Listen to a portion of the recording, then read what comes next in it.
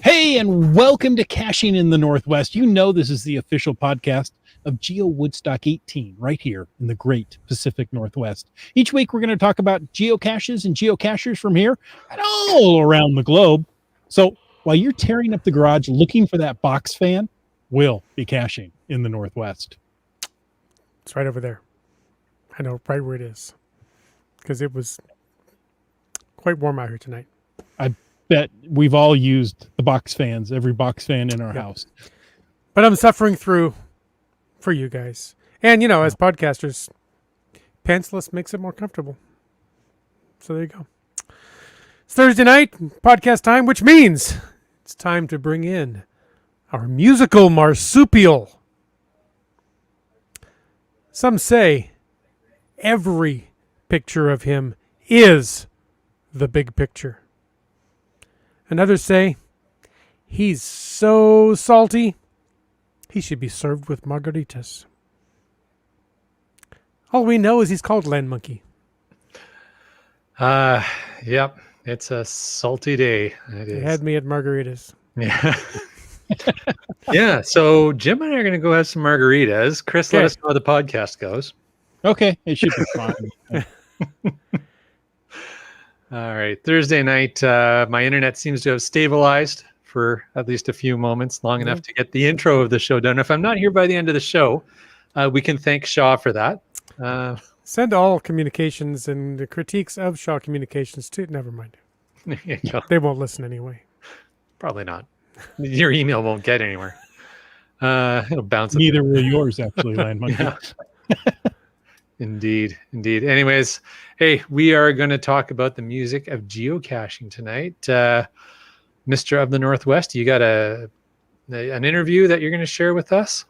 You better believe it. I'm interviewing the Travel Bugs, which is Steve Weeks. We've had him on before, and Bugsy Travelers in the ammo cans. I got it right. Okay. Well, you'll hear the story here in a bit, but it was a fun interview. You know, it's a longer interview, but it could have went on a lot longer. These guys are fun to talk to. Maybe we'll have them back on again. There you go. Awesome. All right. Well, before we get to that, we will do what we always do at this point in time. We are going to throw out a quick reminder that we appreciate the support of our patrons who help to keep this podcast coming each and every week. And a special thanks to Land Sharks, our corporate Denali level sponsor. Hey, you know what, guys? What? July 5th, which is like a day after something for you guys. Okay, so that's not Boxing Day. That's a day after something else. Yeah. Is it like Ash Day, something left over? I don't know. Go ahead. Sure. You know what it is? It's moving day. Really? July 5th is the day, it's opening day. The Shark Store plans to open at their new location on July 5th. Ooh, They're still in Esquimalt, but they're closer to the water because, you know, that's what makes sharks happy. that would make sharks happy indeed. So watch for it. If you're up in the Esquimalt area, July 5th, the Shark Store will be having their opening of their brand new store location. Very exciting. Looking forward to when we can travel over there and go check it out. I was going to say, you know what that means? What? We need to have another live event to just really dedicate the new retail space. I think so. I think we're we're due. And not only are we due for a live event at Shark Store, you know where else we're due for a live event? Oh, do tell. Well, Chris has got a little bit of a hint running behind his head every once in a while. Not right now. Wait for it. There it goes. It's our newest corporate Denali level sponsor, Gold Country Geotourism. They want to remind you to start planning for when travel opens back up by visiting exploregoldcountry.com to learn more about the geotour and the region. All right. And hey, if you want to know more about supporting this show, well, why don't you go over there and click that Patreon link on the cachingnw.com, a website. We were all holding our breath there. The suspense. It was killing me. Not really. It was making me somewhat uncomfortable. Hey, you know what? We've got a longer interview, so let's take this opportunity, jump right into it, and go. So without further ado, hey folks, I'm here with the geocaching rock group called Bugsy Travelers and the ammo boxes. You can't forget about them. That is Hans, Jan, and Peter. And also we have back, it's been a long time, Steve Weeks of the Travel Bugs. Gentlemen, thank you for joining us tonight. Thank you for having us. Pleasure to be here.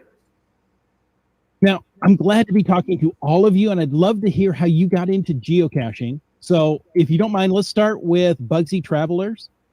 Which one of you want to go first and tell a little bit how you got into geocaching? All at once. Okay. Not all at once, I guess. So me was with my wife, and we were dropping off our daughter at some summer camp, but it was quite a way off, and we didn't want to leave that beautiful area where we were at that time. So we gave it a go. It was even written a coordinate written on a paper. It was just a simple I call it traditional pickup. Mm-hmm. But it gave us a thrill to actually find something there. I guess you recognize the feeling. And we kept doing it, and we found another family to come along. We had some smaller children then, so it was even more fun because the kids turned out to be very good at finding geocaches. And we did some night caches. We had great fun with that, and started on from there. Nice. Hans, go ahead, Peter. I was going to pick on Hans, but you jumped in. You can pick on him anytime. Okay. My first experience was basically with my family, so and our common children. My brother had already some experience with geocaching, and we just wanted to have a walk in the woods, but we didn't know the environment. And basically, he says, "Okay, let me find on a map if there's something interesting." And we did a multi-cache at first, which was I was really hooked from the get-go. Just the possibility to explore new spaces that you haven't seen yet, and basically get an immediate impression of what are the best hikes to go. That was very interesting for me, and I was hooked from the get-go. Hans, go ahead.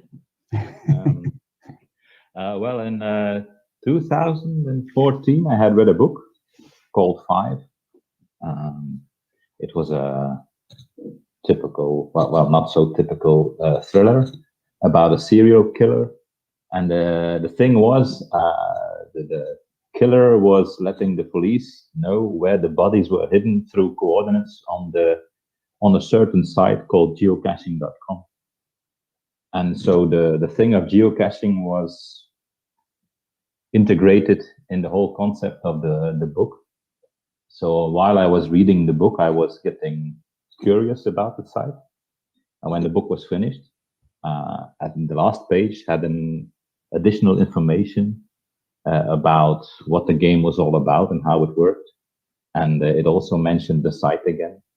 So I had a look at the site because I was interested. And then I was like, oh, there's one only a few kilometers from here. So let's drive up to there and let's go check what it's all about. And the kids went along and they liked it, and we liked it, and we haven't stopped caching. Well, me and the missus haven't stopped. And the kids now are like, no. I'm in the couch with my mobile phone. Everyone recognizes that as well. They're very enthusiastic at a certain age, and then it drops and drops until they until they get their sense about them again, and they go, hey, I remember this thing we used to do that was a lot of fun. Yeah, that's much later. Exactly. Steve, what about you? Well, I'm like Peter and Jan. The three of us came to geocaching as a family thing, unlike Hans, who came there through a serial killer. I was going to go with literature, but okay, serial killer. So someone told me about it, I think at a party, and I had never heard of it, and I couldn't believe it. Like, it sounded like, no, this can't really be that this huge thing's going on right underneath my nose. That it just sounded so interesting that we gave it a try. And my kids were very, very young at the time, and they really liked the ability to trade things in traditional hides, where they could take a little toy and trade a toy. And here I'm in Colorado, so we do a lot of outdoor activities, and I could get my kids to do anything if there was a geocache at the end of it. I mean, it could be a all-day hike up some mountain that would normally you'd get a lot of, but if there was a geocache at the end of it, it was an easy sell. So it became sort of a family activity for us that we did, and much like the rest of the guys, the kids eventually lose interest or pick up other interests for a while, and so I continued to do it off and on, and then the music was the connection that kept me going there. Well, that's a perfect segue, Steve. Thank you. And to the next question I want to ask is, so you're all musicians, you've all done music, and now you're doing geocaching, and probably a natural evolution is that you start making songs about geocaching. Steve, what was your very first geocaching song?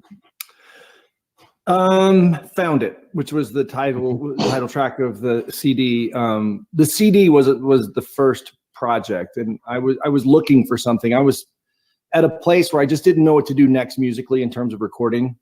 And I'm sure the rest of the guys can attest to this. You hit these moments where you're a little blocked or something, and you just don't know what the next thing you should focus on. And so I decided, hey, I'll do this project because I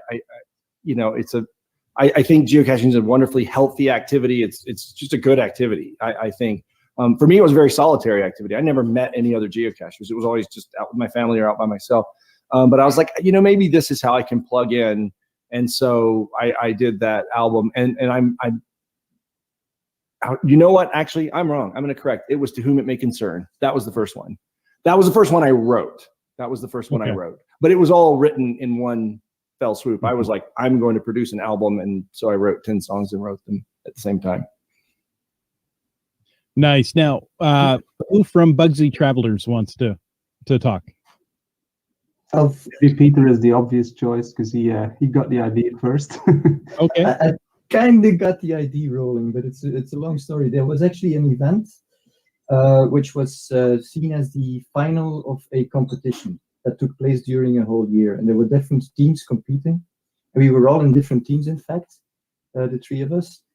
And during the year, the competition got the best of some people. Let's say the atmosphere between teams wasn't optimal. There was really some how should I say? The other just competitiveness. Competitiveness. Yeah, the ugly side of competition. Even if geocaching is supposed to be all fun, as soon as you start to phrase something as a competition, sometimes people change a bit. Either way, as a result, I thought maybe it would be fun to just play some music together with people from the different teams. So the first concept was just to bring people together and play some songs, not necessarily geocaching songs, but just music. And it turns out that it was just going to be the three of us. And even before we got together on the first rehearsal, I had some short talk on I think it was Facebook Messenger, where we basically say, okay, what we're going to rehearse, and any team or geocaching team song, something that we could play. Like we had, I still haven't found what I'm looking for was maybe applicable to geocaching, and we were just having a brainstorm on what can we play, and there weren't that many songs that are really related to finding stuff or geocaching. But then Hans started to have some play on words, and basically after half an hour we had a list of 40 songs that we might be able to play just by changing the words a bit. And Hans really got the ball rolling to make it the geocaching themed songs, even if we're not playing the music isn't really original, but at least the lyrics are. Sure. Might I just add something to that? It was always supposed to be a one-time thing. So we would do this gig on this event, and then it would stop, or we would, I don't know, we had no plans after that. But I think from the very first rehearsal, we had a feeling like this is so much fun. We can't stop this. And even that first gig, it was like 15 people who were really enthusiastic about it. Was not a big crowd, but there was an atmosphere that I think you recognize this, Steve. That you said the chemistry is good, the atmosphere is good, and you want to keep on doing it. So that's what we did, and seemed like we haven't stopped since. Yeah, you can find the video of, I think, the first song we played on that event. Yeah. It was A Forest by The Cure, Mm-hmm. and somebody filmed it for us. So we have put that on our YouTube channel. And that was the first time we ever played together live. I think we had maybe 3 rehearsals up front, because everything was decided and done a bit last minute.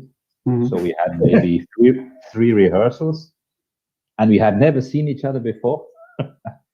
And we already played for an hour on that event, and it sounded good. Especially with A Forest, there was only 3 of us on stage, but it sounded really good, and we were like, "Yeah, this is nice." Yeah. Even if we only had a handful of songs at that time, the people were really enthusiastic about it. And if we had to play the same songs 4 times over, we would have. They would have really liked it. They were really enthusiastic, or well, at least most of them were. We really felt we're onto something. It's just fun to play together, and it's fun for the audience as well to have some altered lyrics to things. So, was that the first time the band was together? That truly Bugsy Travelers and the Ammo Cans came together, or the Ammo Box? Yes, that was 2016. Okay. But the actual name is Bugsy Travels and the Ammo Boxes. But it's been a running joke for 5 years now. We have been called all sorts of things. So it's Bugsy Travels and the Ammo Boxes. Bugsy Travels and the Ammo. Yeah, that was in 2016. Okay. The first time we played together. And that was before we met Steve, and we heard of the travel bugs, which is very confusing, of course. Bugsy Travels, the travel bugs. But we didn't know about that. So, from 2016 till now, it's been 5 years. Has the band changed at all? I assume once you got the core 3 together, they would never break up, kind of like the Beatles. Aren't they 4? Well, yeah, but but we're better. There was a time when we played all big local events, and it was a kind of everyone knows these lyrics. We can't present anything new, and it was like a little first dip in the going of Bugsy Travels. I think it was also then that Peter had too many other projects, and he said that I'm gonna quit for now, just temporarily. We'll see how it goes in the future. But I think at that time there were just new requests coming in, and one of them, this might have been later too. We did two shows where I decided I was going to quit. You guys already talked to Yasmin about replacing me. Yeah. And well, because we already had a backup bass player, then I played some guitar on those 2 gigs that I remember. Yeah. And we were a 4-piece with Yasmin for a short while because I was going to quit, and then I finally did quit. And I guess that you missed the second guitar player. It was in the right notes everywhere. But Yasmin replaced Peter as the bass player, and Hans knew someone else who played the guitar. And we thought a second guitar player can open up more new possibilities for songs, because when you sing and play, not everything's possible unless you're phenomenal guitar player and singer, of course, which I'm not. But to play to sing is not always easy. So Hans brought Nico, and Nico learned the songs that we had already, And so we had a time where the band consisted of 4 people, which is Hans, myself, Nico, and Yasmin. And it was that configuration that we took to Manchester to 2019 Geocoin Fest. But I guess we're getting to that. Yeah, I was going to say again, another great segue. You guys, you're just on target tonight. So GeoCoin Fest in 2019, that's the one that John Paul, right, did. He coordinated all that, and well, there probably hasn't been one since, unfortunately. But we're looking forward to the possibility of it happening again. So GeoCoin Fest 2019 in Great Britain. That's the first time you met Steve, isn't it? That's true. Well, so, when we met in person, well, we didn't hear the question. Oh, how did all that work out? You know, going to GeoCoin Fest, meeting Steve, and you actually performed together, didn't you? It was really coincidence. I was scrolling through Facebook one evening, and all of a sudden, this thing came into my Facebook feed, or how do you call it, where I saw an announcement from GeoCoin Fest Europe, saying, okay, we got a big announcement. We have the Travel Bugs coming over to Manchester to perform the geocaching album. And I just posted a reaction where I said, well, if you ask Bugsy Travels also, then you can have a double bill. But it was just a spontaneous reaction. And a few seconds later, I had John Paul in chat saying, hey, what's this Bugsy Travels thing? I'm interested. And I was like, okay. And so he asked, do you want to come over to play in Manchester? So I had to think for a very long time, half a second or something. And I said, well, of course, we'd like to do that if we can arrange it. So then I told the others, hey guys, I think we have a gig in the UK, in Manchester. And they were like, yeah, right. And then I was like, no, it's actually happening. And then came the big question from John Paul,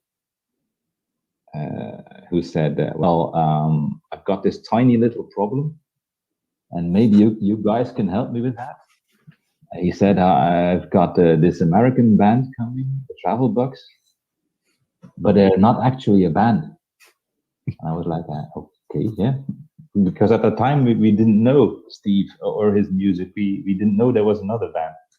And he was like, okay, so the Travel Bugs are coming, but it's only Steve. He doesn't have a band. He played it, everything was played in by Steve himself on the album, so he's alone, so he needs a band. You can solve my problem. Can you be Steve's band? You're there anyway, so why not play 2 shows? And I was like, okay, how are we going to do that? So I was a bit hesitant at first, because one, we didn't know the music, so we had no idea what the songs were like. Plus, I also explained to Jean-Paul and Ian too, look guys, it's not like we're just climbing on stage, putting the CD and pressing play, and then we lean back and say, okay, see you guys in 45 minutes. Mm-hmm. It's a bit more work than just that. If you want to sound good, you have to practice together. But there's a tiny little ocean between us. So how are we going to do that? And they were like, oh yeah. Yeah, it's true that most people don't realize that they have to come together physically to rehearse, and that it sometimes seems like when you're a musician, you get on the stage and do your thing, like there's no work that precedes. I don't know what the word is. They underestimate the amount of work that gets into it. But we said yes, and I think it was the best decision ever. So we found a way to rehearse with Steve, which was in fact that we listened to Steve's songs on the CD. I found it. I think they were all songs from that CD. And we started recording our own versions. So playing the drums, playing the bass, playing the guitars. And then Steve would receive our version and record his own voice on top of that. So we could have an idea. It was not something we would sell or even distribute, but so we would have an idea of how it sounded together. I would put my voice even on top of that, backing vocals. And I think Steve was satisfied with the with the outcome.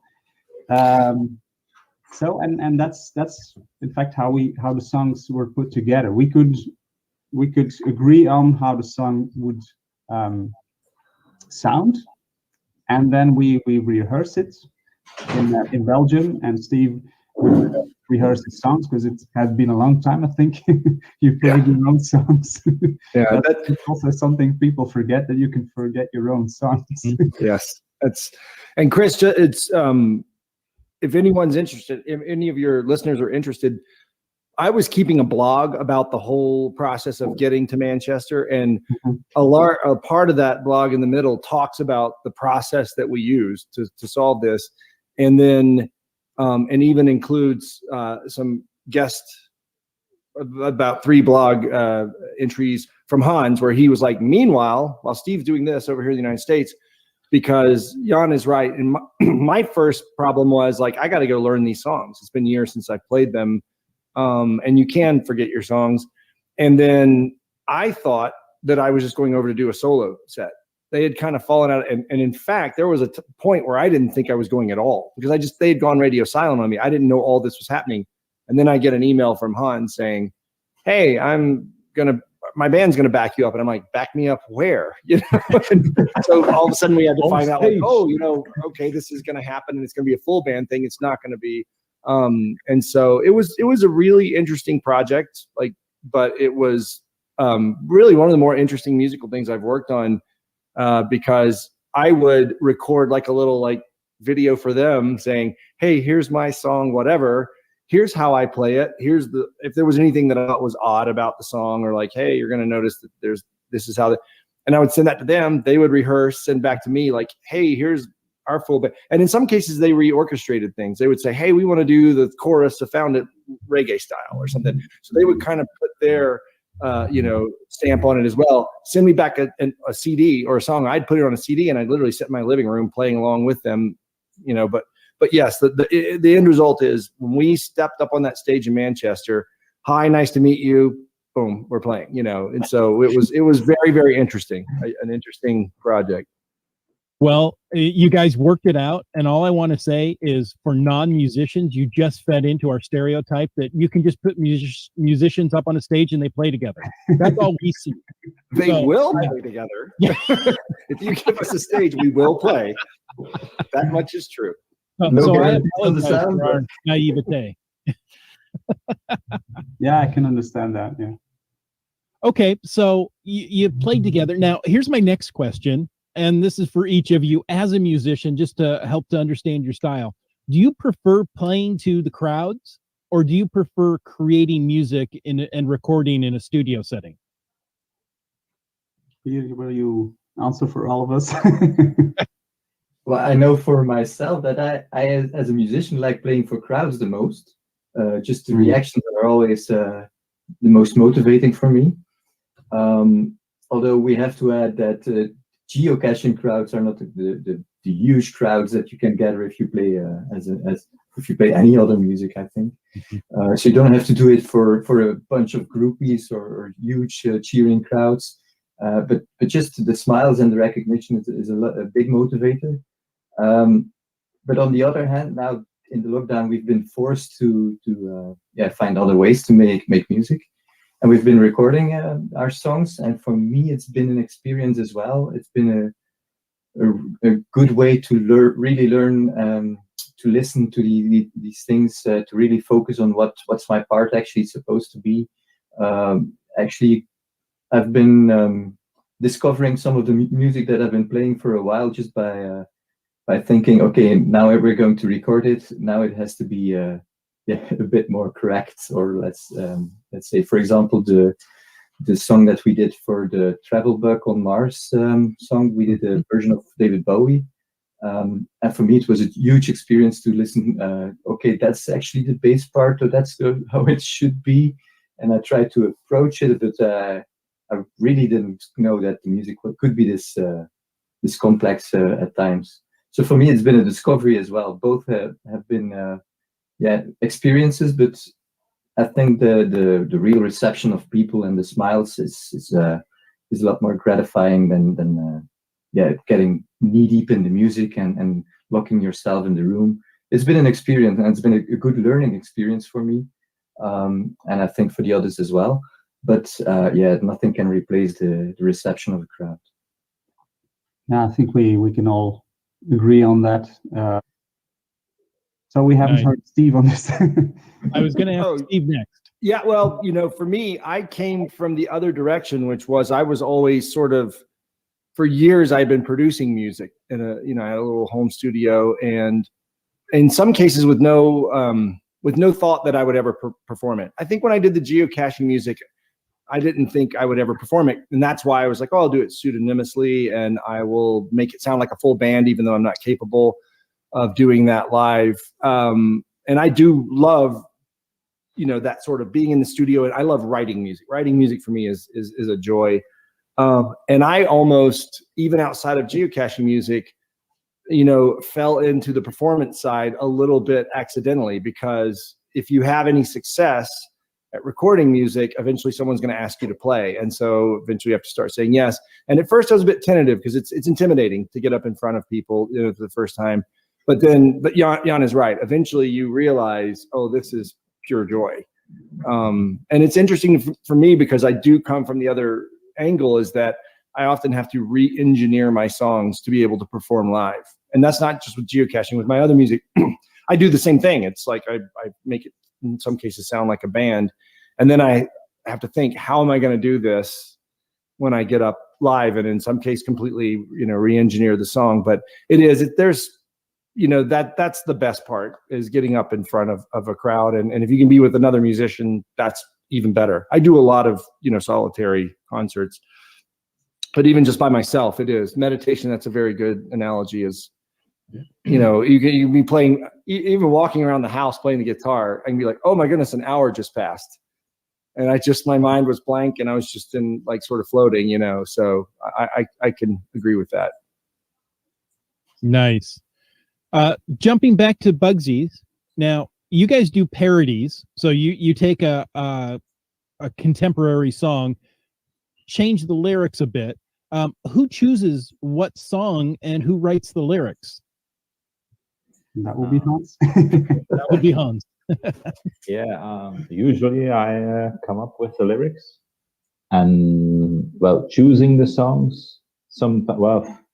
It can be just listening to the radio and hearing a song on the radio and thinking like, oh, that's a fun one to play. What can we do with that? Or it can be on a rehearsal. That often happens too. We're on a rehearsal, and if you put musicians together, they're going to do three things. One, they'll have a beer. Two, they will be playing music. And in the meanwhile, they will be talking about music all the time as well. So each time we have a rehearsal, we're like, hey, that band, that singer, and that's a great song. Yeah, and that one is great too. And then we're like, okay, well, I want to play that one. Let's try that one. For instance, I Can't Cache, which is a parody on I Can't Dance from Genesis. That came from a rehearsal. We were just in between a few other songs, and Jan started playing the riff. And he was like, well, I always liked that riff too. I like that song. But I don't think we can play it because it's all in a loop. It's all been made in the studio. And Peter and I were like, "Oh yes, we can." We just we just started jamming and playing it, as always, way too fast. And then I was like, "Okay, well, I'll have a look at it tomorrow, and I'll try to come up with lyrics," which I did the next day or something. And so that can happen too. The process goes faster. Sorry to interrupt, Hans, but I think if Hans is asleep and you whisper the name of a song in his ear, the next morning he comes up with complete geocaching lyrics. It goes like it's like a, I don't know. My doctor calls it sleep writing. Sleep. No, but I always. I really love playing with language and with words, verbal gymnastics, and I always enjoyed making new lyrics to very well-known songs. In the old days, when the gang started getting married, of my friends, it was always the same. When one of us was getting married, the others were looking at me like, "You're doing a song on the wedding, so start writing." And then You didn't have a choice. Well, yeah, I was usually already thinking about it. Okay. So I just took a song, and then I wrote all the things that the guy getting married didn't want his in-laws to know. I put all that into the song. So I have had a bit of experience. Nice. But it just started with the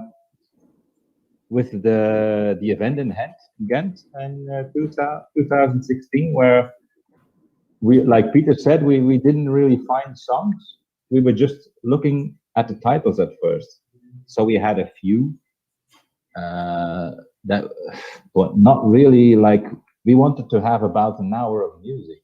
And we found maybe 3 songs with a title referring to searching something. Mm-hmm. So, Like, I still haven't found what I'm looking for. yes, but you can't jam to that for about half an hour. So we had to do something else, and then we just started altering the titles a bit. Like, I think Peter was talking about ABBA. Give me what is it again? Gimme a man after midnight. That's A Man After Midnight. So we were like, gimme a Cash After Midnight or something. I don't remember. I don't recall ever suggesting ABBA songs. Sorry. Well, I do. But then the first time there was a rehearsal, it was at my place. So Peter and Jan were driving, and before they started driving, I asked, I'm thinking about maybe trying to do something with a song. We had the title. It was I Can't Get No Satisfaction from the Rolling Stones. So I thought, what if we had suggested a title, I Can't Get No Sat Reception, from a guy whose GPS is broken or something. And I was like, guys, you have about 3/4 of an hour to drive. Would it be okay if I had a look at the computer if I can alter the rest of the lyrics too, before you arrive? So they probably thought, Yeah, what's the chance? in 45 minutes, what is he going to come up with? And so, well, basically, when they rang my doorbell, I was like, here are the lyrics. And I had altered the entire song, and they liked it. And I enjoyed writing it too. So I said, well, we still have 2 rehearsals left before the show. I'll have a look at the other ones too. And so we did. So by the time we got on that stage, a few weeks later, everything had been altered to geocaching. Hans, you are a machine. Yes, I'm the Terminator of lyrics. I'll be back. Steve, how does the writing process work for you? Where do ideas come from for your songs? Well, in terms of geocaching songs, the first album was sort of I would say a shotgun experiment because, again, my geocaching experience was pretty solitary. So I felt like I knew geocaching. I knew some of the terminology.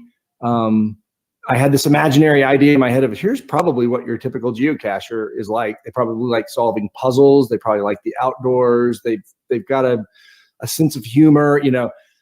But some of the songs on that album, I literally would just be like, found it was just like, I want to do one song that's a straightforward, just celebration of geocaching. I want it to be like positive, like this is, I don't want to say a geocaching commercial, but like, this is what we love about this activity.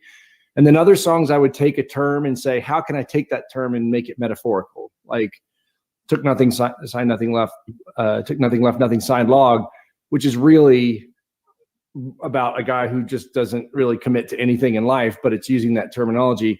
And then a few of them were like just funny stories, like, oh, here's a funny, to whom it may concern, which is a Muggle guy. Like, who are these people out in the back of my field? Or, and I put it out there not knowing, and it's been a learning experience for me, finding out that for the most part, the funny stories are the ones that geocachers like the most. That's the one they respond to the most. Like there are certain people that are like, I really like this one, I like this one, but overall, it's the ones that, and geocachers like to make fun of themselves.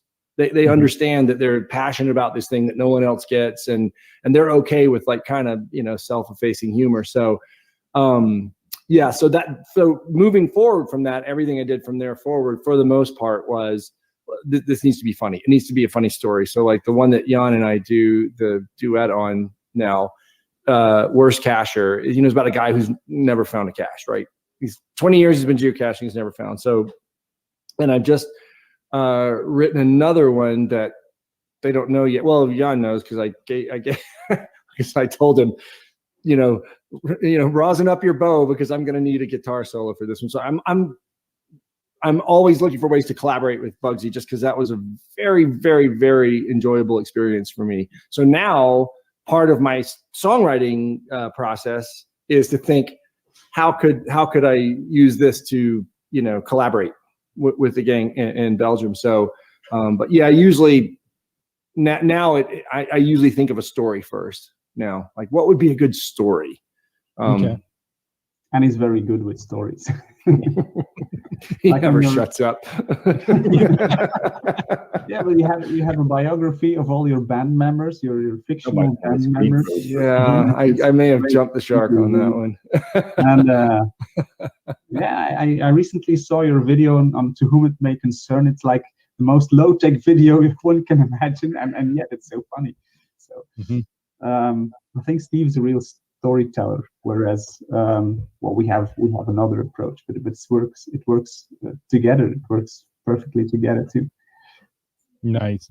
Okay, gentlemen, this is going to be a difficult question, and maybe not. Maybe I'm completely wrong. I am naive when it comes to musicians. So I'm going to ask you what your favorite song is that you've written or performed, and why. I know it's like choosing your favorite child, and you're not supposed to do that, but Peter, let's start with you. Can I go first, Chris? Because I want to say, of the Bugsy travel songs, I know you're asking us about our own songs. I've got to be in the audience. In addition to playing with them, I've been in the audience for a couple of the things. Recording wise, that thing they did with the David Bowie song is crazy good. I mean, really, just for your listeners, go check that out if you haven't. That one, I played it for my wife, and she's not interested in geocaching. I'm all like, you have to listen to this. This sounds like, is that not, it sounds like you're listening to the original. It's just very, very well produced. But live, when you guys do the Oasis song, Rockstar, Geocache Star, Yeah. and you guys do a Kings of Leon song too, right? Caches on Fire. Yeah. Those are my favorite Bugsy live performance songs.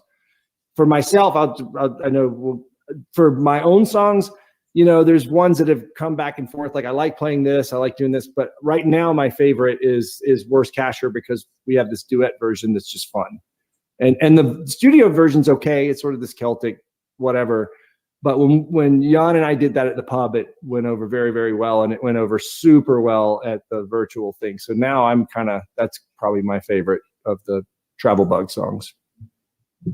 Nice. Well, my favorite, one of my favorite travel bug songs. I know that was not exactly the question, but No, go with it. sorry, some cars passing over here. But I like took nothing, left nothing, signed log a lot, because you said it's not really about geocaching, but to me it's like it covers everything about geocaching, about being in the moment and just not worrying about the money you earn or the work you do or the legacy you leave, but just I don't know. That's one of my favorites. I can't really explain it. And concerning our own songs, I think there's a difference between the songs you'd like most to perform live, or and I think I Can't Cash is one of my favorites. Okay, and with that, we're going to move on to let's say Peter. We just was done. Hans pulled the plug on Jan. Oh, he came back. Once we might need to find He's back. There he is. I only do that on rehearsals. Yeah, I was kind of fidgeting on the screen and I swiped left. I don't know. Sorry about that. But I think for the lyrics and stuff, Pokemon Kill the Geocache Star is my favorite.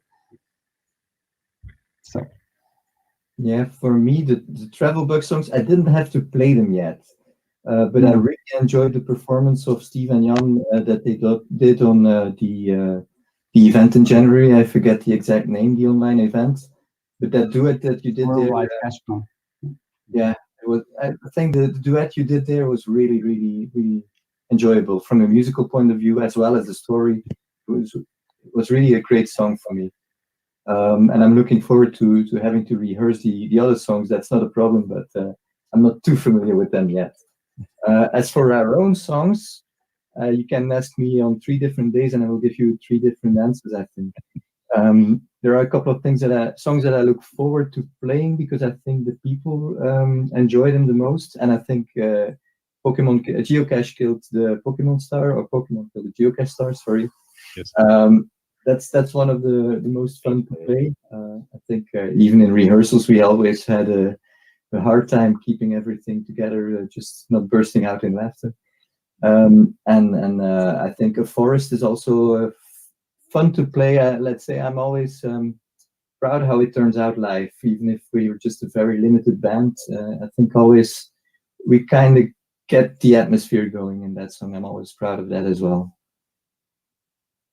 Nice. Hans, there's no hiding anymore. It's your turn.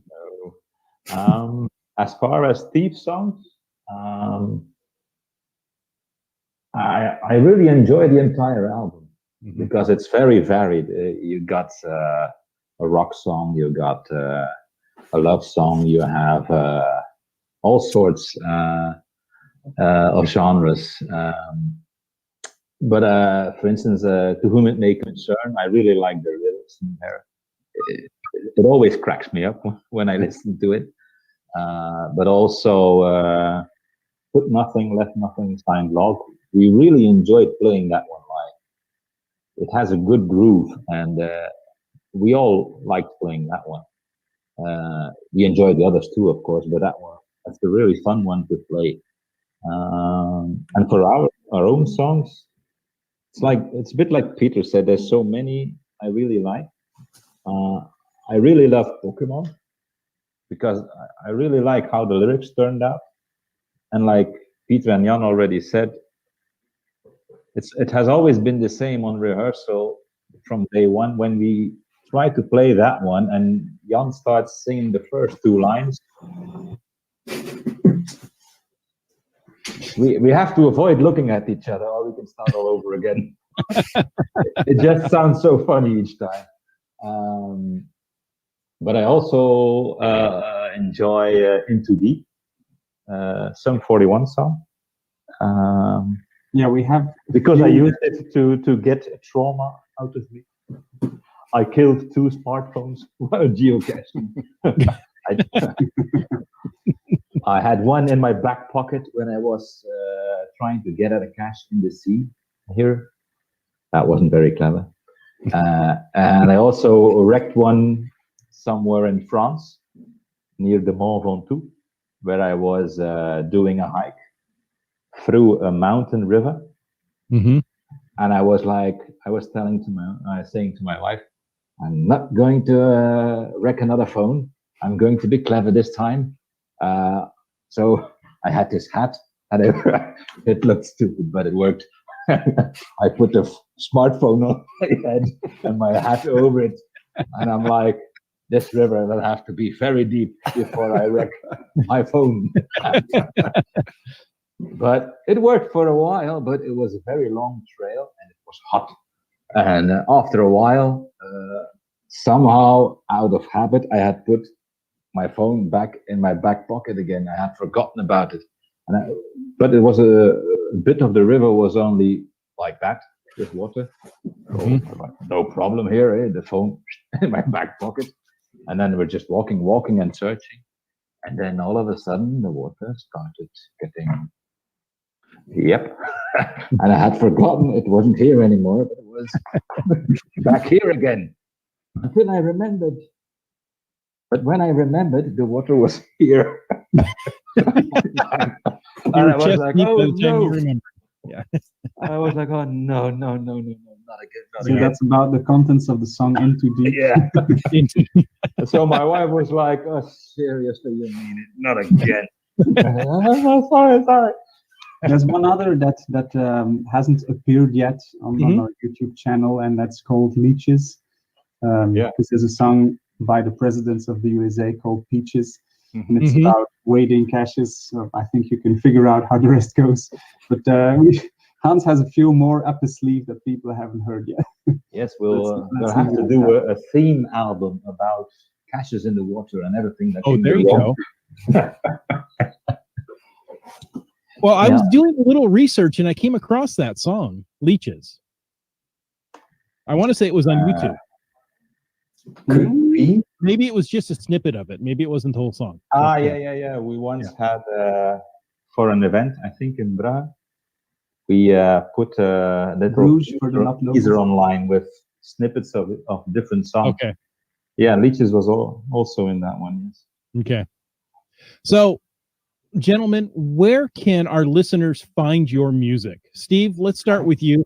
I mean, okay, so they've gotten to know you here for a good 45 minutes. Now they want to hear these songs that you're talking about. Where can they go?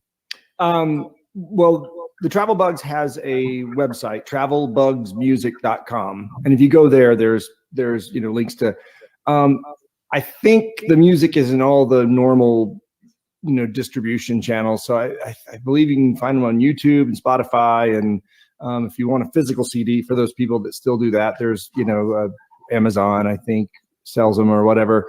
So in terms of hearing them online, just look in the normal places. If you're having trouble, look at travelbugsmusic.com. Live, obviously, that's much more rare. Maybe in Kansas, hopefully in Seattle with the guys. And I'm still in the back of my head calculating how in the world do I get to Belgium to play with them? I'm always thinking like, okay, all right, I got to keep my eye out on Scott's cheap flights. Every time I see the email, hey, there's a flight to Belgium for $200. I'm like, okay, all right. So maybe when things open back up, we'll, but yeah. So yeah, Steve also wants to taste our beers. Yes, he has heard about these magic varieties. Yes, and as everyone knows, here in Colorado, we are maybe obsessed with craft beer. So I'm very interested in that. Well, you're in the Pacific Northwest, Chris. You guys, you can't talk. You guys are serious about your beer too. If it's not beer, it's coffee, and yes, that's everything here. So yeah. So Bugsy Travels, where can we find your music? Now, I say this, I know ahead of time, you've got an album we can download. I'll put that link in the show notes so everybody can get to it. But where else should we look for your music? I would definitely recommend YouTube and subscribing to our YouTube channel, because we're still recording stuff, and we will, I think, surely make videos for them and put them on our channel as well. So there's more music coming up as well, but most of the things are already on YouTube. So that's the very first place to go. We're also on Facebook on Bugsy Travels and the Ammo Bag Boxes. Those are our main channels to find us. Yeah, but if you type in Bugsy Travels, it gets them. Yeah, it gets you there. Yeah. Well, I'll put all those links that you mentioned, Steve, and that you guys mentioned in the show notes, so everybody can click and go and find you. Now, let's just Steve, one thing I would like to add, if I may. It's on the Mars Odyssey video. There's a trackable in there that a lot of people have already found, but next to he's going to go down again. That's no problem. I think what he wants to say is Jan does this he does this every now and then. He's actually there. Sorry, I was away for a few seconds. So there's a trackable in the video, and there's also a trackable in the download album that people can find in the artwork. So one more reason to get it. Yeah, exactly. So basically, when you discover the trackables, you can also write in the log what your favorite song is or what your most disliked song is. And we'll have to wonder around why does he dislike it? What did we do go wrong? Then Hans will have to spend an hour to rewrite the lyrics. Yeah.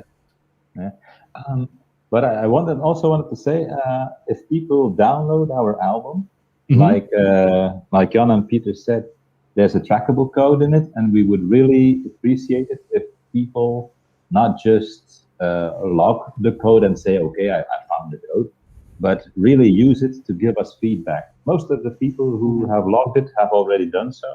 And for us, it's very interesting to hear what songs they prefer or what they thought of the album, because that's our only type of feedback on the whole album.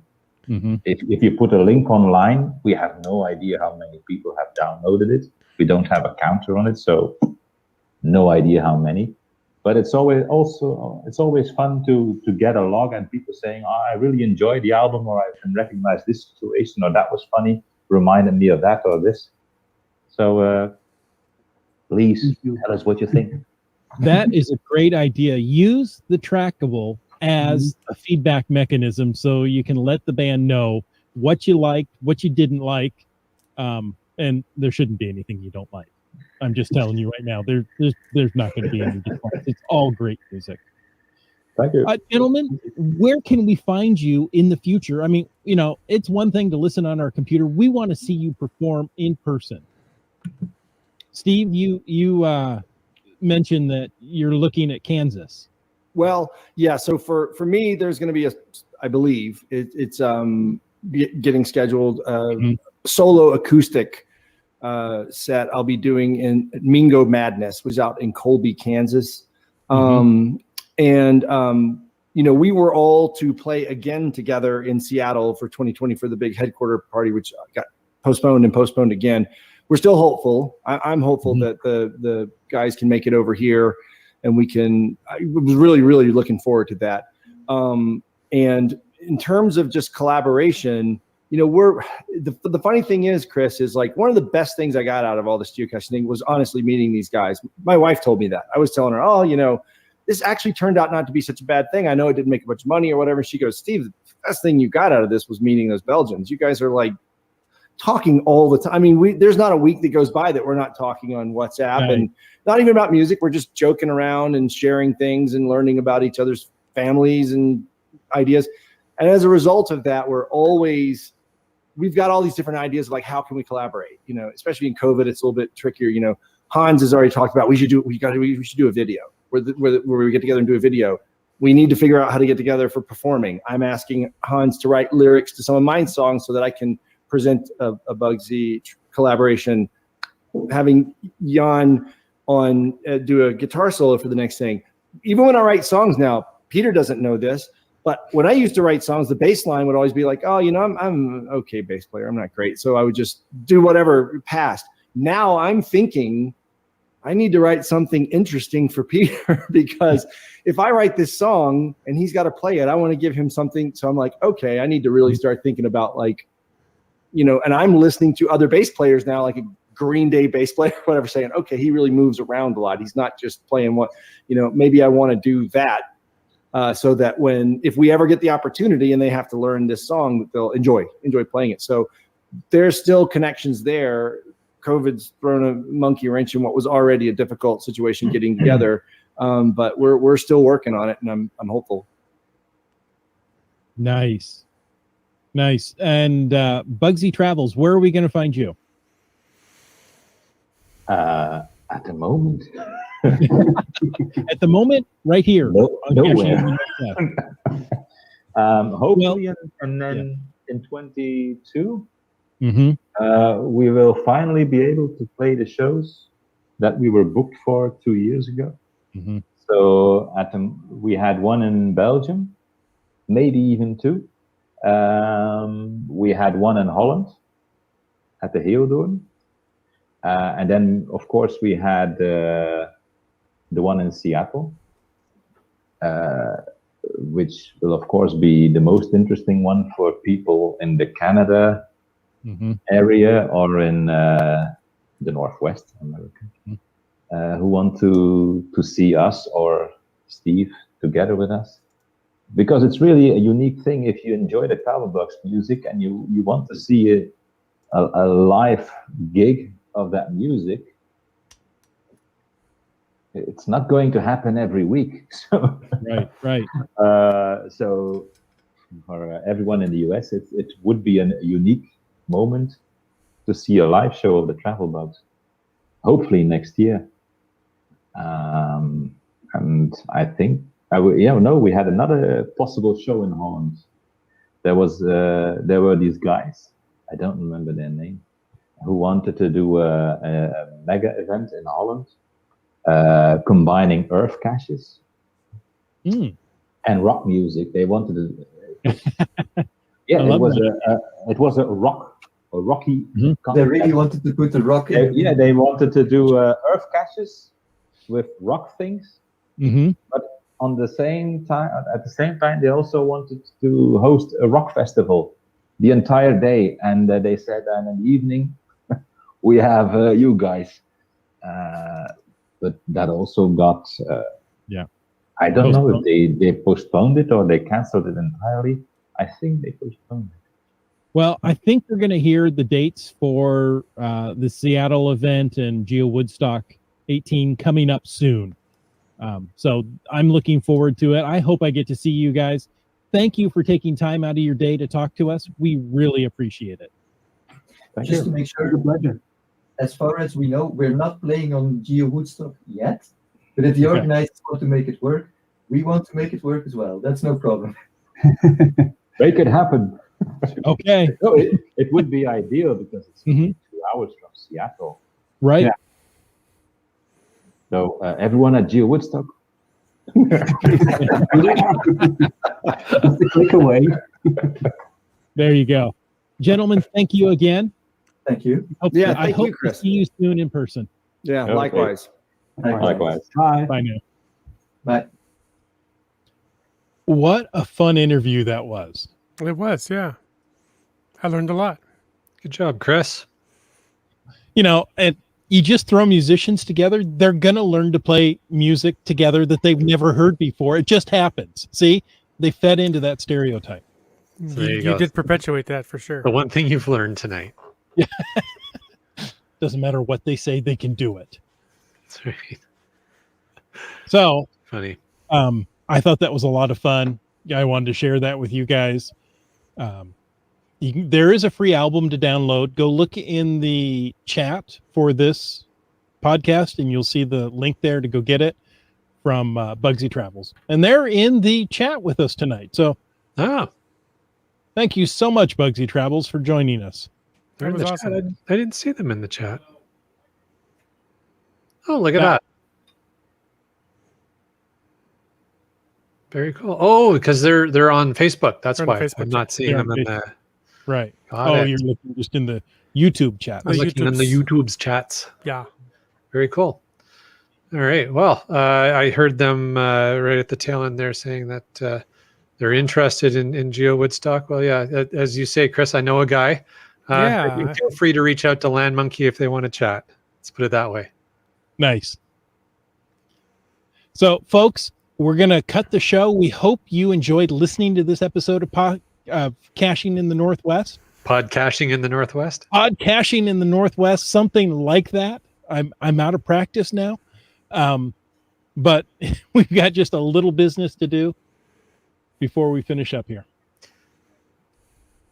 We sure do. And it's, of course, time to take a moment to thank Land Sharks, our corporate Denali level sponsor. Make sure to subscribe to their newsletter, find out new products, new office locations. Check it all out online. Landsharks.ca, the outdoor adventure and geocaching store. And of course, Jim.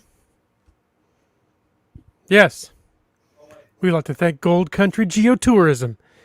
Check out the adventure at exploregoldcountry.com. Well done. Nicely played. Oh, That's and just hey, a little we've got, something I whipped up there while the interview was going. So nicely played.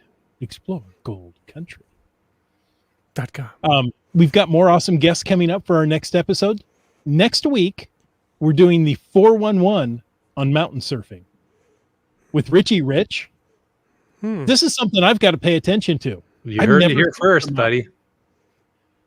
And 412, that's in 2 weeks away, planning for Gold Country with Marcy from Gold Country. So how very cool. We are definitely looking forward to those episodes. And of course, we want to thank our faithful Denali level supporters, Land Sharks, Gold Country, Team Squirrel, Groovy Owl, and Cashly, the geocaching app. If you want to know more about supporting this show, go on over and click the Patreon link on the CachingNW.com website. Just like Antaeus did. And the GeoNav Pros. Then Boomer 365. GSM ×2. Wet Coaster. Winos Seattle. Acker Doc. Genies. Kennelbarb. Kid Vegas 19. UDEC. Segehove. Keats 94. King of the Pocket Dial Camp Clan. I feel like there's a story there. No. Ari 5, 4, 3, 2, 1. Utox to Rocks. Fairwood West. Nerve. Dora Moore. Logwork. Peach of Washington. MC Three Cats. On a Boat. Seebeck Tribe. Tick Magnet. Kitty Quest. Kev MacD. Sprouter. Broncos fan for life. 3 hams and a rose. Ooh. Team Noltex. The Geo Travelers. Subway Mark. Just finding our way. CRS 98. I just love the Shatner. That was awesome. All right. Where are we? You did CRS 98, right? I did. So, all right. T. Sayer.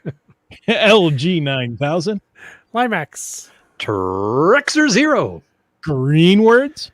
Donners. Alarobrick. And B Pendragon. And Chris of the Northwest and Land Monkey and me. Check us out. CachingNW.com/hosts, among other places. That's right. That's right. Folks, and if you have a geocaching band and you want to get in touch with us, then you can find the contact info there. That's right. Love that. Folks, thanks for taking the time to listen to this episode of Caching in the Northwest. Don't forget that you can be part of the show. Call into 253-693-TFTC and leave us a comment, ask us a question, or help us with our musical orchestrations any time of the day or night. And of course, you can email us at feedback@cachingnw.com. Your support helps keep the quality shows coming. If you like the show, click the Patreon link on the cachingnw.com website and subscribe on iTunes, Google Play, Stitcher, iHeartRadio, Spotify, and more. Give us a thumbs up or a review. The show is produced by Chris Umfenauer, Jim Paulwitz, and Jay Kennedy. It's licensed under a Creative Commons Attribution 3.0 license, copyright 2021 by Chris Umfenauer. And folks, that's it. No after show tonight. See you next week. Get out and get caching in the Northwest.